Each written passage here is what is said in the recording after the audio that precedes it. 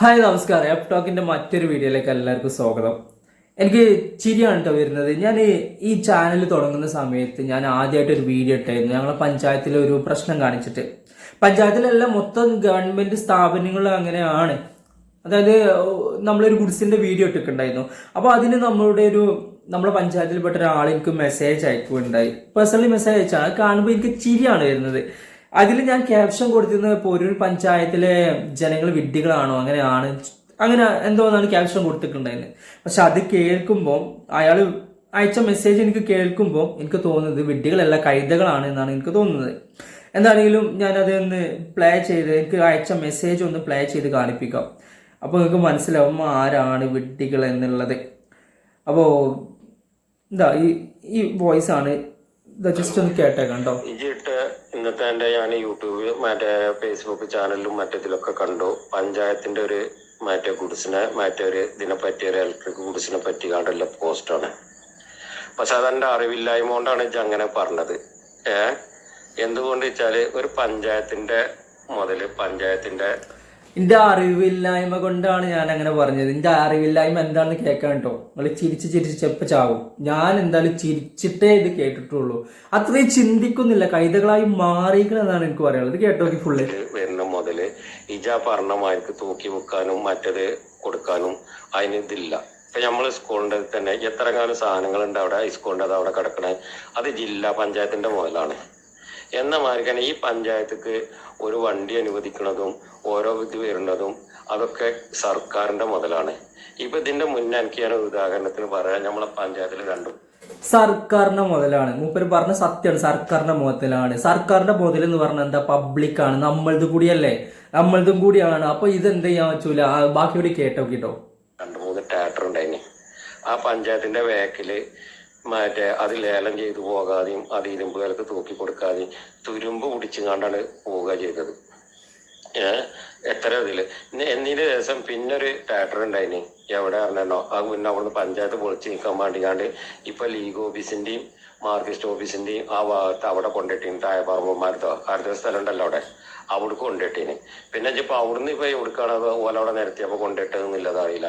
എന്ന മാതിരിക്ക് തന്നെയാണ് ഇപ്പൊ പറഞ്ഞ ഗുഡ്സിന്റെ അവസ്ഥ.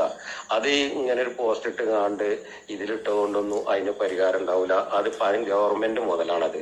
ആ ഗവൺമെന്റ് മുതലിൽ പഞ്ചായത്തുമായി ലേലം ചെയ്ത് വിൽക്കാനും മറ്റതിനൊക്കെ അതിന്റെ പേപ്പർ വർക്കുകൾ വരണം. എന്തെങ്കിൽ തന്നെയുള്ളു പറ്റുക.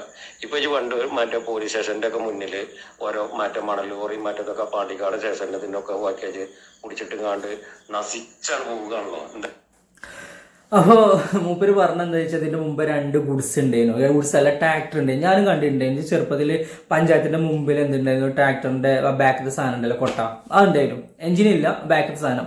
അത് തുരുമ്പിടിച്ച് പൊയ്ക്കുകയാണ്. അപ്പൊ ബാക്കി കൂടി കേൾക്കാതെ മാതിരി പോലീസ് സ്റ്റേഷനിൽ എന്തുണ്ടാവും, പോലീസ് സ്റ്റേഷനിൽ കിടക്കുന്ന കാര്യമൊക്കെ മുട്ടർ പറയുന്നത്. സ്റ്റേഷനിൽക്കാർക്ക് ലേലം ചെയ്ത് വിട്ടൂടെ? അതിനൊക്കെ കുറെ കടമ്പകളും മറ്റതും ഉണ്ട്. അല്ലാതെ പോസ്റ്റ് ഇട്ട് ഇന്നെ പഞ്ചായത്ത് വണ്ടിയാണ് വിട്ടുകാണ്ട് വെക്കുക, അത് നന്നാക്കണമെങ്കിൽ അതിന് ഫണ്ട് വേണം, മറ്റത് വേണം, ഇങ്ങനത്തെ ഇതൊക്കെ ഉണ്ട്. അതുകൊണ്ട് ആ ഒരു പോസ്റ്റ് ചെയ്തിലിട്ടതിന് ഞമ്മക്ക് യോജിപ്പില്ല. അത് പഞ്ചായത്ത് ഒരു വിവാദ പോസ്റ്റ് തന്നെയാണ് അത് കേട്ടോ. അപ്പോൾ മൂപ്പര് പറഞ്ഞു തരുന്നത് ഇത് വിൽക്കാനും പറ്റൂല, വേറെ എന്തിനും യൂസ് ചെയ്യാൻ പറ്റില്ല, കാരണം ജില്ലാ പഞ്ചായത്തിന്റെ മുതലാണ്.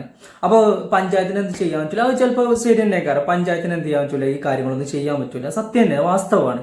കാരണം ജില്ലാ പഞ്ചായത്തിന്റെ മുതലാണല്ലോ. ജില്ലാ പഞ്ചായത്ത് എന്ന് പറഞ്ഞാൽ ആരാണ്? അതൊക്കെ പോട്ടെ, ഇത് ഗവൺമെന്റിന്റെ ആണെന്നാ മൂപ്പര് പറയുന്നത്. ഗവൺമെന്റിന്റെ എന്തിനാണ്, ഓക്കെയാണ്. പക്ഷെ ഈ സിസ്റ്റങ്ങൾ മാറ്റിക്കൂടെ എന്നാണ് നമ്മൾ ചോദിച്ചത്. ഞാൻ ആ വീഡിയോയിലൂടെ ചോദിച്ചത്. അത് മൂപ്പര് പറയുന്നത് എന്താ വെച്ചാൽ, ഞാൻ ഗുഡ്സാണ് തുരുമ്പിടിച്ച് കടന്ന് പോകുന്നതാണ്.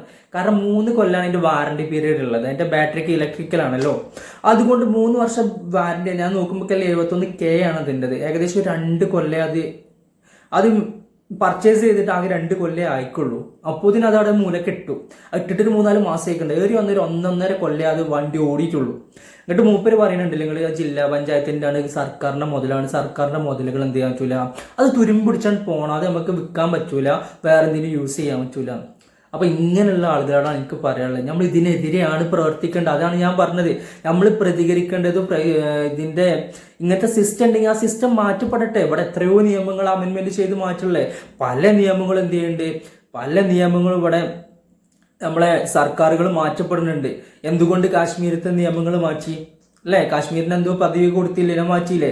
നമ്മളെ മൗലികാവകാശങ്ങൾ മാറ്റിയിട്ടില്ലേ? അങ്ങനെ പല നിയമങ്ങളും മാറ്റിയിട്ടുണ്ട്. പക്ഷെ ഇങ്ങനെയുള്ള ആളുകൾ, നമ്മളെ പൂർവികർ അല്ലെങ്കിൽ ഈ ചിന്താഗതി ഉള്ള ആളുകൾ ഉണ്ടായത് കൊണ്ടാണ് ഇപ്പൊ സ്റ്റേഷനുകളും അല്ലെങ്കിൽ പഞ്ചായത്തുകളും ഇങ്ങനെ പുതിയ വണ്ടികൾ കെട്ടിക്കിടക്കുന്നത്. ആ സിസ്റ്റത്തിനെതിരെ പ്രതികരിക്കണമെന്ന് ഞാൻ പറഞ്ഞത് അത് തെറ്റാണെന്നാണ് അയാൾ പറയുന്നത്. അപ്പൊ ഇങ്ങനെയുള്ള ആളുകൾ ഉണ്ടാവുമ്പോൾ ഞാൻ പറയുന്നത് പോരൂർ പഞ്ചായത്തിലെ ജനങ്ങൾ വിഡ്ഢികളാണെന്നല്ല ഞാൻ പറയുന്നത്. ബാക്കി നിങ്ങൾ പൂരിപ്പിച്ചോളി. എന്താ ഇതിനൊക്കെ പറയാ? ഈ സിസ്റ്റത്തെ മാറ്റണം എന്നാണ് നമ്മൾ പറയുന്നത്. ആ സിസ്റ്റം എങ്ങനെ ഉണ്ടെങ്കിൽ ആ സിസ്റ്റം തെറ്റല്ലേ? ഒരു പുതിയ സാധനം വാങ്ങിച്ചിട്ട് 2-3 ലക്ഷം രൂപ കൊടുത്ത് വാങ്ങിച്ചിട്ട് അത് 1.5 കൊല്ലം ഓട്ടിട്ട് അങ്ങ് വിൽക്കാൻ പറ്റൂല, മൂലക്കെട്ട് തുരുമ്പെടുത്ത് കളയണം. ആ സിസ്റ്റമാണ് ഇവിടെ ഉള്ളത്. ആ സിസ്റ്റത്തിന് മാറ്റണം പറയുമ്പോൾ എന്നോട് പറയണം അത് തെറ്റാണ്. ഇവിടെ ലൈഫിന്റെ പദ്ധതി വന്നിട്ട് എത്ര വീടുകൾ ഇവിടെ തറട്ട് നിൽക്കുന്നുണ്ട് ലൈഫിൽ പൈസ ഇല്ലാതെ. എത്ര പ്രൈവറ്റ് ഹോസ്പിറ്റലുകൾ ഇവിടെ ഇൻഷുറൻസ് എടുക്കൂല എന്ന് പറയുന്നുണ്ട്. കാരണം അവർക്ക് കിട്ടാനുള്ള പൈസ കിട്ടില്ല. ഇങ്ങനെ കെട്ടിക്കിടക്കുന്ന സാധനങ്ങളൊക്കെ വിറ്റിട്ട് ചെയ്തൂടെ? ആ സിസ്റ്റം ഉണ്ടെങ്കിൽ മാറ്റിക്കൂടെ? ഇങ്ങനെ 2-3 ലക്ഷം ചെലവാക്കിയിട്ട് ഇങ്ങനെ വാങ്ങിച്ചിടുന്നത് തുരുമ്പിച്ച് കളയാനാണെങ്കിൽ എന്തുകൊണ്ട് ആ സിസ്റ്റത്തെ മാറ്റിക്കൂടാ? അതിനെതിരെ നമ്മൾ ജനങ്ങൾ പ്രതികരിക്കണ്ടേ? അതാണ് ഞാൻ ചോദിച്ചത്. അപ്പൊ എന്നോട് പറയാൻ ചെയ്ത തെറ്റാണ്. അപ്പൊ എനിക്ക് പറയാനുള്ളത് പോരൂർ പഞ്ചായത്തിലെ ജനങ്ങളെ എല്ലാം ഞാൻ പറയില്ല കേട്ടോ. ചില ആളുകൾ ഈ ചിന്താഗതി ഉള്ളത് ഇതൊക്കെ എന്താ വെച്ചാൽ പാർട്ടികൾ തലക്കുടിച്ച ആളുകൾ ഉണ്ടാവുമല്ലോ, ഓൽക്കുള്ള പ്രശ്നമാണ്. ഇങ്ങനത്തെ ചിന്തിക്കൂല, നന്മ ചിന്തിക്കൂല. അവർക്ക് അവരെ പാർട്ടി എന്താ പറയുന്നത് അതന്നെ കാരണം. ആ ഉദാഹരണം ഞാൻ പറയാനുണ്ട്. ഞാൻ കുറച്ച് മുമ്പ് ഇവിടെ 12ാം വാർഡിൽ ഒരു എന്താ പറയുക ഇലക്ഷന്റെ സമയത്ത് ഒരു കൺവെൻഷൻ ഉണ്ടായിരുന്നു. UDF കൺവെൻഷനാണ് നടക്കുന്നത്. ഞങ്ങൾ പോരൂർ പഞ്ചായത്തിൽ 12ാം വാർഡിൽ ഒരു UDF കൺവെൻഷൻ നടക്കുകയാണ്. അപ്പൊ ആ കൺവെൻഷൻ നടക്കുന്ന സമയത്ത് അപ്പൊ UDF-നെതിരെ LDF സ്ഥാനാർത്ഥിയെ മത്സരിക്കുന്ന ഒരു മാഷാണ്. അപ്പം മാഷ് എന്ന് പറയുമ്പോൾ ഇവിടെ UP സ്കൂളിൽ പഠിപ്പിക്കുന്ന ഒരു മാഷ് തന്നെയാണ്. അപ്പൊ വ്യക്തികളുടെ പേരൊന്നും ഞാൻ പറയാൻ ഉദ്ദേശിക്കുന്നില്ല. അപ്പൊ ആ മാഷ് 12ാം വാർഡിലും LDF-ന് വേണ്ടി മത്സരിക്കുന്നു, UDF-ന് വേറെ ആളും. ഞാൻ UDF കൺവെൻഷനാണ് പോയിക്കുള്ളത്. അപ്പോൾ പോണ സമയത്ത് ഇവിടെ നമ്മളെ പഞ്ചായത്തിൽ മുതിർന്ന കോൺഗ്രസ് നേതാവ് എന്ന് പറയാം, UDF നേതാവായിട്ടുള്ള ഒരാൾ പ്രസംഗിക്കുകയാണ്. നമ്മൾ 12ാം വാർഡിൽ നമ്മളെ എതിർ സ്ഥാനത്തെ ആ മാഷ വിജയിപ്പിക്കുകയാണെങ്കിൽ ഒന്നെങ്കിൽ നമുക്ക് പഞ്ചായത്ത് കിട്ടും, അല്ലെങ്കിൽ സ്കൂളിൽ കിട്ടും. സ്കൂളിൽ കിട്ടിയാൽ പഞ്ചായത്തിൽ കിട്ടില്ല, പഞ്ചായത്ത് കിട്ടിയാൽ സ്കൂളിൽ കുട്ടികൾക്ക് കിട്ടില്ല. സത്യമാണ്, മൂപ്പര് പറഞ്ഞ വാസ്തവമാണ്. ഇയാളെ ജയിപ്പിച്ചു വിടുകയാണെങ്കിൽ എന്താക്കാൻ പറ്റൂല, നമുക്ക് പഞ്ചായത്തിൽ കിട്ടുന്ന സമയത്ത് സ്കൂളിൽ കിട്ടില്ല, സ്കൂളിൽ കിട്ടുന്ന സമയത്ത് പഞ്ചായത്തിൽ കിട്ടില്ല. ശരിയാ, 100% ഞാൻ അതിന് യോജിക്കുന്നുണ്ട്. അപ്പൊ എല്ലാവരും കൈയടിച്ചു. അത് ശരിയായിരുന്നു, ആ പ്രസ്താവന ശരിയായിരുന്നു. പക്ഷെ അയാൾ തന്നെ പറയുകയാണെങ്കിൽ നമ്മളെ ബ്ലോക്ക് പഞ്ചായത്തിലേക്ക് മത്സരിക്കുന്ന 2 ടീച്ചർമാരാണ് മത്സരിക്കുന്നത്. അവർക്ക് കൈപ്പത്തി അടയാളത്തിൽ നമ്മൾ വോട്ടുകൾ രേഖപ്പെടുത്തിയിട്ട് എന്ത് ചെയ്യണം, വൻ ഭൂരിപക്ഷത്തോടെ വിജയിപ്പിക്കണം. അപ്പൊ എനിക്ക് പറയാനുള്ളത്, ആ ടീച്ചർമാർ സ്കൂളിൽ നിന്ന് വന്നാൽ പഞ്ചായത്തിന് നഷ്ടപ്പെടില്ല, ബ്ലോക്ക് പഞ്ചായത്തിന് നഷ്ടപ്പെടില്ല, ബ്ലോക്ക് പഞ്ചായത്തിൽ ഉണ്ടാകുമ്പോൾ സ്കൂൾ നഷ്ടപ്പെടില്ല. അപ്പൊ ജനങ്ങളെ വിഡ്ഢികളാക്കുകയാണ്. അപ്പോഴും ജനങ്ങൾ കൈയടിച്ചു. അപ്പോഴാണ് ഞാൻ പറഞ്ഞത് ജനങ്ങൾ കഴുതകളാണ്. നേരത്തെ പറഞ്ഞപ്പോഴും അതായത് LDF-ത്തെ സ്ഥാനാർത്ഥി മാഷാണ്, അപ്പോൾ സ്കൂളിൽ കിട്ടൂല പറഞ്ഞപ്പോഴും കൈയടിച്ചു. നമ്മളെ സ്ഥാനാർത്ഥി ടീച്ചറാണ് ജയിക്കപ്പെന്ന് പറഞ്ഞപ്പോൾ കൈയടിച്ചു. ചിന്തിക്കണില്ല. ആ മാഷ് സ്കൂളിൽ പോണ അതേമാതിരിക്ക് ടീച്ചർമാർക്കും പോകൂലേ? ചിന്തിക്കണില്ല, കഴുതകളാണ് എന്നാണ് എനിക്ക് പറയാനുള്ളത്. എല്ലാ പഞ്ചായത്തിലും ഇങ്ങനെ ഉണ്ടാവും കേട്ടോ. ഞങ്ങൾ പഞ്ചായത്തിനെ എടുത്തു പറയാൻ കാരണം വെറുതെ എന്താ പറയുക, നമ്മളെ പഞ്ചായത്തിൽ കാണുന്ന സാധനമാണല്ലോ. അപ്പം എനിക്ക് പറയാനുള്ളത് എന്ത് ചെയ്യുക, നിങ്ങൾ മാക്സിമം പ്രതികരിച്ചിട്ടില്ലെങ്കിൽ ഈ ലോകത്ത് ജീവിക്കാൻ പറ്റില്ല. രാഷ്ട്രീയക്കാരെന്ന് പറഞ്ഞാൽ നമ്മളെ വിഡ്ഢികളാക്കാൻ, നമ്മളെ കഴുതകളാക്കാൻ വേണ്ടിയിട്ട് ജനിച്ച ആൾക്കാരാണ്. ഇപ്പൊ രാഷ്ട്രീയം എന്ന് പറയുന്നത് എന്തല്ല, പണ്ട് രാഷ്ട്രീയം എന്ന് പറയുന്നത് സേവനമായിരുന്നു. നമ്മളെ EMS-ന്റെ കാലത്തൊക്കെ EMS ഒക്കെ എത്രയോ സ്വത്തുകൾ ജനങ്ങൾക്ക് കൊടുത്തിട്ടാണ് രാഷ്ട്രീയം കളിച്ചിരുന്നത്. അതേമാതിരി തന്നെ നമ്മളെ CH മുഹമ്മദ് കോയ, അങ്ങനെ പഴയ ആളുകളൊക്കെ രാഷ്ട്രീയത്തിലേക്ക് വന്നത്, നമ്മളെ ഗാന്ധിജി ഇവരെ പോലത്തെ ആളുകളൊക്കെ രാഷ്ട്രീയത്തിൽ ഉണ്ടായിരുന്നത് അവര് സേവനമായിരുന്നു അവരുടെ ലക്ഷ്യം. പക്ഷെ ഇപ്പോഴുള്ള ആളുകൾക്ക് തൊഴിൽ. അതുകൊണ്ടല്ലേ സാരിനെ ഒറ്റയടിക്ക് സ്ഥാനമാനങ്ങൾ ഇല്ലാത്തതുകൊണ്ട് ഒറ്റയടിക്ക് അവിടെ സ്ഥാനാർത്ഥിയെ നിർത്തിയില്ലേ, LDF പിന്തുണ കൊടുത്തില്ലേ? ഇതൊക്കെ സേവനമാണെങ്കിൽ ഇവര് ചെയ്യോ?